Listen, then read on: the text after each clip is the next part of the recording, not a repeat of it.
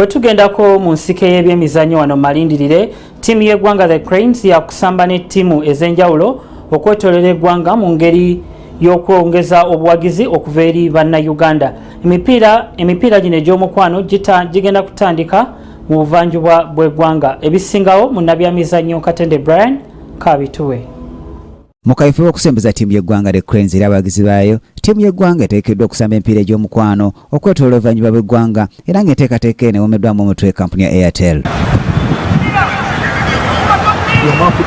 Cranes yakusamba ttiimu eneebeerondeddwa okuva mu buvanjuba bw'eggwanga era nga yakusitula ku Lwokutaano lwa wiiki eno. Ye omutendesi wa ttiimu y'eggwanga Micho Sredjovic ategeeza ng'ekigendererwa ky'olugendo luno bwe kiri eky'okuzuula ebitone ebito ebinaaliikiriza ttiimu y'eggwanga.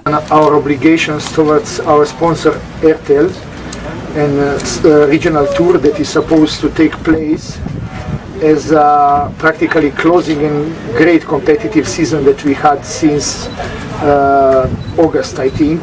Michi era yeezayizizza nnyo banatamegwa ba Uganda Cup aba Vipers olw'okutuuka ku buwanguzi era ne yeebaza ne kilabu ya Onduparaka olw'omutindo gwe baalaze. Wabula era n'ategeeza nga bwe yamaze dda okuyita abasambi 14 okuva mu kilabu zombi nga 8 bavudde mu kilabu ya Vipers ate 4 bavudde mu kilabu ya Onduparaka okwegatta ku ttiimu y'eggwanga. It is a way of you to find out why they are not here. For me, I have done my part.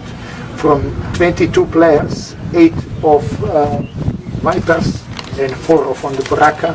Basambi abatendekeddwa enkya ya leero kubaddeko Hassan Waswa Mawanda, Nicholas Wadada, Watenga Ismail, Yasa Mugerwa, Shafik Bakaki, Joseph Nsubuga, Dawes Bukenya, Dani Birikwalira, Kezironi Kizito, Emma Okwi, Edirisa Lubega, Elias Sekisambu ne Martin Kiza.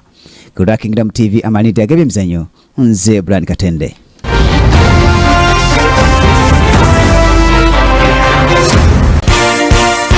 This is Kingdom TV.